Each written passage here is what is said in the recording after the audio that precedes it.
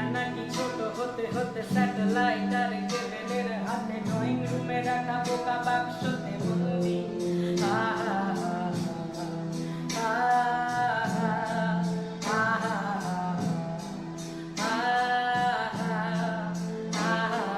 ঘরে বসে সারা দুনিয়ার সাথে যোগাযোগ আজ হাতের মুঠোতে, বুঝে গেছে দেশ কাল সীমানার গন্ডি।